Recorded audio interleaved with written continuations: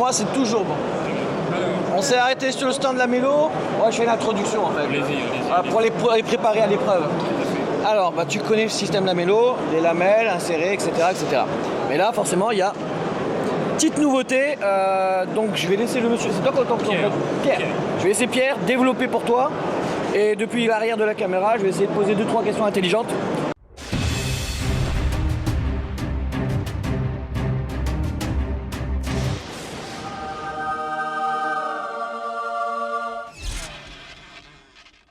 Dans quel sens tu veux commencer? on commence par le Tenso, c'est-à-dire le consommable qui permet d'assembler de façon collée et définitive.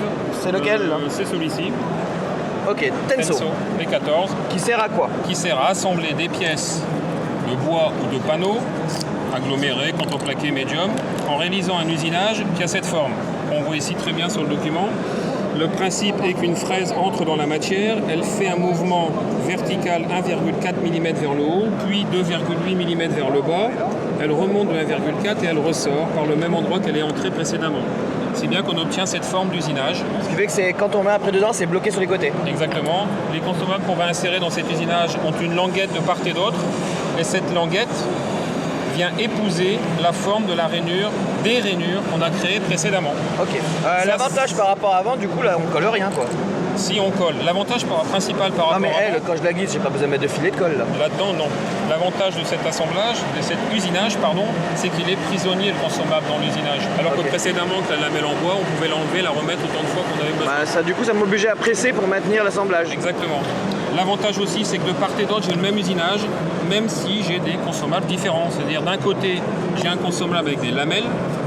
Le consommable est un mélange de plastique recyclable et recyclé et de fibres de verre. Si bien C'est que- vrai en plus? Oui. Il l'avait dit, Matt? Non, il avait pas dit. Hein. Dedans, je mets de la colle sur le champ, aussi à l'intérieur du consommable, et j'assemble les Ok. pièces. Y a pas de jeu? Je mets les pièces en contact. Il n'y a pas du tout de jeu en largeur. Le seul jeu dont je dispose, c'est un jeu en longueur, de telle sorte que les gens qui utilisaient jusqu'à présent la lamelle en bois ne sont pas perdus. C'est la même façon de travailler. Ce sont les mêmes réglages possibles. Est-ce que Donc, c'est voici. démontable, du coup Oui, moyennant une pression importante des deux pièces entre elles. C'est-à-dire tous les systèmes ou juste celui-là? Juste celui-là. Celui-là nécessite une pression de 15 kg. Du coup, celui-là, il est destiné à quel type d'assemblage? Si j'ai l'idée de démonter, c'est que c'est un type d'assemblage... Il est destiné à faire de l'assemblage qui ne sera jamais démonté. Pourquoi? Parce que je mets de la colle. La colle, ça destine l'ouvrage à être monté une fois et jamais démonté.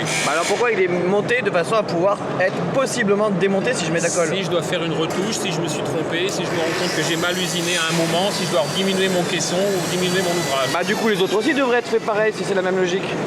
Non, parce que je vais venir à vous donner les avantages juste après et vous comprendrez aisément qu'on ne peut pas comparer les produits. Et moi, il y en a certains assemblages, ce matin on discutait avec ton collègue, Ouais. qui disait qu'il y a des menuisiers, là, ils mettaient pas forcément la colle, ils se pas contentaient de forcément, l'assemblage. mais pas forcément de la colle. Sur le P14, il est recommandé de mettre de la colle systématiquement parce qu'en général, ce sont des ouvrages qui sont contraints mécaniquement. Alors que le Tenso P10, Alors, en fait, ça dépend de qui, l'effort lui- qu'on va faire dessus. Quoi. Exactement. Qui lui est destiné à assembler des épaisseurs de 12 mm par exemple. Donc des choses plus légères, plus fines, moins épaisses, qui sont moins contraintes mécaniquement. Pardon. Eux, je peux très bien considérer que je n'ai pas de colle. Ça permet de le démonter un jour ou l'autre, ou de le clipser et de pouvoir le démonter. Ok. D'où l'intérêt de ne pas forcément utiliser de la colle. C'est toujours en fonction de l'effort qu'on va faire dessus qu'on choisit deux. Exactement. ou Et de pas. la contrainte à laquelle on soumet l'ouvrage. Parce que moi, ce que je voyais dans l'avantage de ton nouveau système, c'est que je vais éviter de mettre de la colle normalement parce que je me dis, tiens, j'ai pas besoin de consommer inutilement. Ça va plus vite, en plus en ne mettant pas de colle. Je fais pas de bourrelet qui déborde et que je dois essuyer. Tout à fait. Voilà, donc si maintenant on me dit que je dois mettre ça plus de la colle, je me perds un petit peu l'intérêt. Non, l'intérêt c'est que notre système d'assembleur, c'est un système qui permet de faciliter la mise en place des pièces entre elles et de ne pas utiliser de serre-joint. Voilà, en fait, En aucun cas, j'évite ça- la contrainte du fait que je devais presser, quoi. Voilà, et de gagner du temps. Voilà. Bon, bah si je vois en fonction de ce que je fais que j'ai pas besoin de mettre de filet de colle, parce que j'envisage de peut-être le démonter ou de réajuster, Oui. je me sens pas obligé, je fais ce que je veux. Exactement. Ok. Ok, Donc ça, là, c'est bon. je vous ai parlé du Tenso pour faire de l'assemblage en théorie à coller. ou qui peut être démontable quand on utilise le P10. Est-ce qu'on pourra avoir une démonstration après de la machine qui fait l'assemblage? Oui, mais je fais ça juste après. Ok, donc ceux qui sont à 5 minutes de vidéo et qui veulent aller plus loin pour voir comment ça fonctionne, eh ben tu seras patient s'il te plaît. Deuxième sujet, là je vous ai parlé du Tenso où je fais de l'assemblage collé. Clamex, je fais de l'assemblage démontable. L'usinage, c'est la même façon de travailler, rien ne change, à l'exception du fait que j'ai un petit trou à faire sur le côté de mon panneau. Pourquoi? Parce que je dois accéder à une cam, uniquement par un côté et pas les deux, qui actionne une cam qui verrouille ici. Ah, comme les assemblages que j'ai sur mes meubles qui me permettent de bien serrer l'ensemble. Ça veut dire que du coup, si je dévisse ensuite par le futur, je pourrais l'enlever, ça part tout seul. Exactement. Je réalise un usinage sur le champ avec le petit trou, sur la face un simple usinage comme pour le Tenso précédemment, et là j'ai aussi toujours la possibilité de régler en longueur, mais surtout je peux verrouiller. Ok, donc là c'est pour remplacer des systèmes avec excentrique ou autre. Voilà.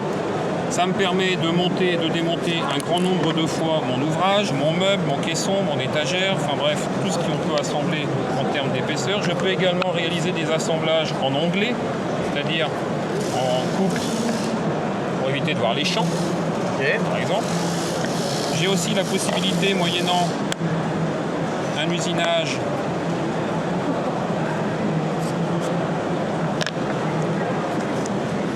d'assembler du Clamex P10 avec du Clamex P14 quand par exemple je veux... En fait ils ont chacun leur fonctionnalité, donc en fait selon la place que j'ai, si je suis sur un biais ou un droit ou je suis mis à une pression ou tout simplement juste pour positionner, je vais choisir mon type d'assemblage quoi. Voilà, donc là par exemple sur le Clamex P Medius, je peux assembler sur une joue en 16 mm de part et d'autre un Clamex en 14, une joue en 19 mm ou 16 mm d'épaisseur minimale.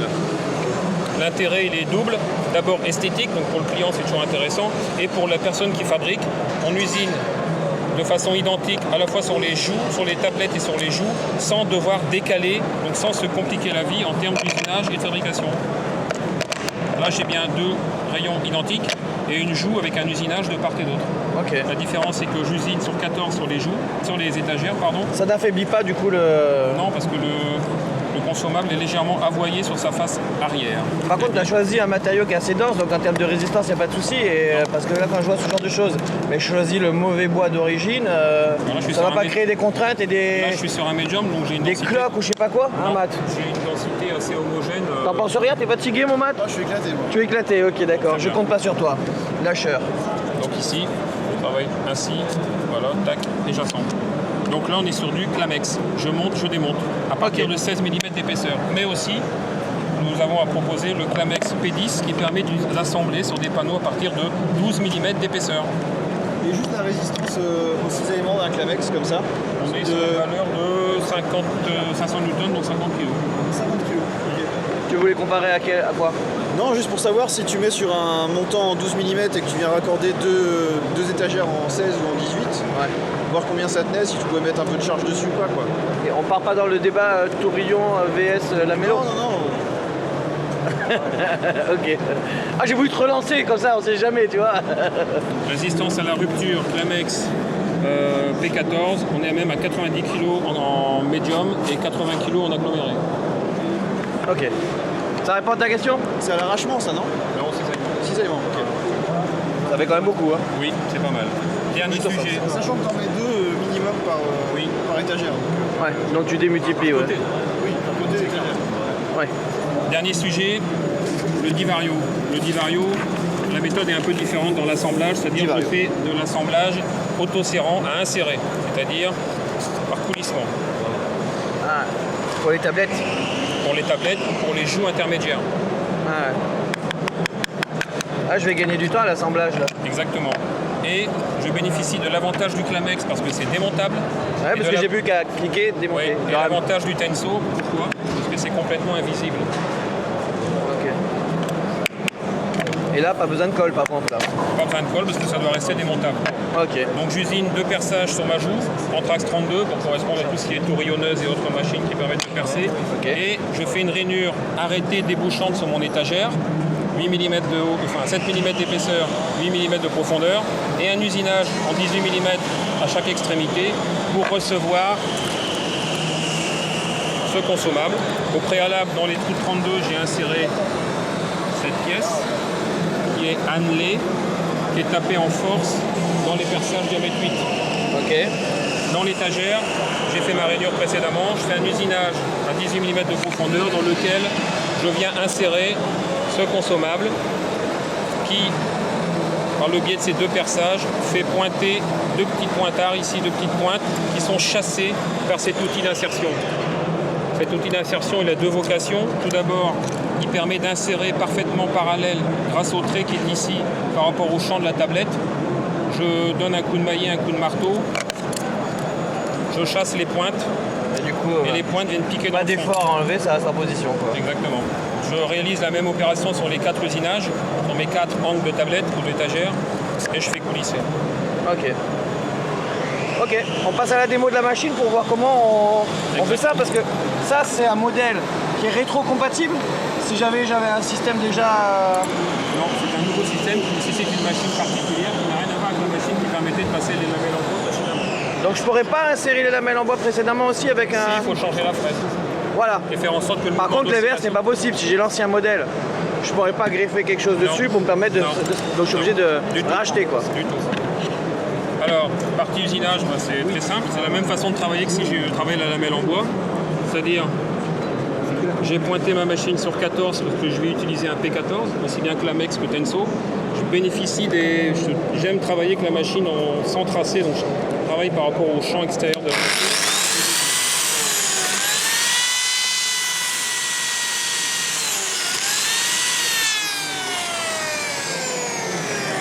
Ouais. Tout le blabla du coup sur les profondeurs, j'ai même pas besoin d'y penser. Non, Ok. c'est du temps perdu. Je mets la table complémentaire pour permettre de travailler de façon optimale en termes de stabilité. Donc là, j'ai fait l'usinage sur le champ. Maintenant, je fais l'usinage sur la face.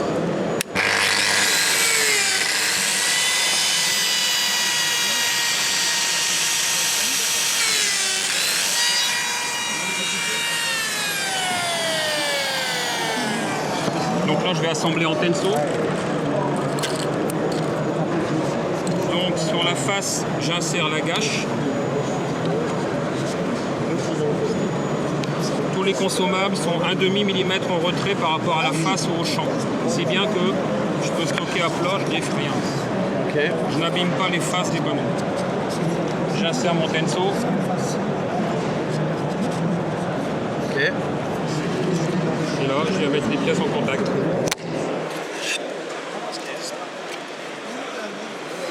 Et si ça subit un petit peu quelques efforts, quelques travail, Ça nécessite d'être collé forcément, mais mon ouvrage est assemblé. Je peux continuer à travailler dessus. Le temps même si la colle est en train de polymériser ou faire sa prise, je peux continuer à travailler. Je peux régler l'affleurement pour être pile poil, c'est-à-dire pour être bien assuré au niveau de l'affleurement aux extrémités. quoi? Oui, parce que j'ai inversé les pièces, c'est-à-dire je peux très bien. Oui, parce que tu avais ton réglage de base quand tu t'es positionné avec la Voilà. machine. Là, je suis bon. Ouais, là, il y en a beaucoup.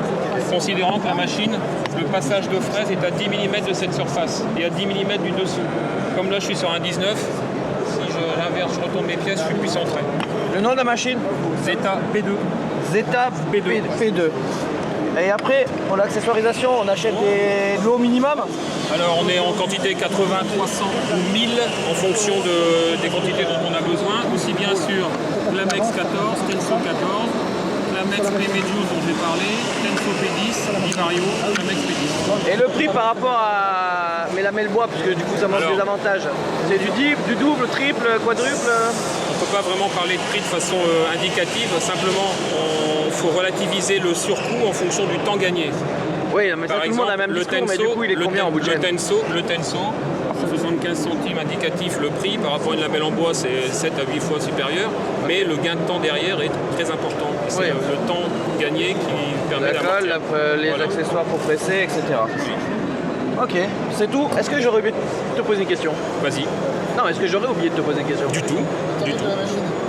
Si, la machine, ouais, là. Parce que du coup, je dois renouveler, puisque je suis obligé de racheter. On est en gros à un peu moins de 1 200 € hors taxe la machine avec une fraise diamant pour usiner tout ce qui est médium, contreplaqué, aggloméré.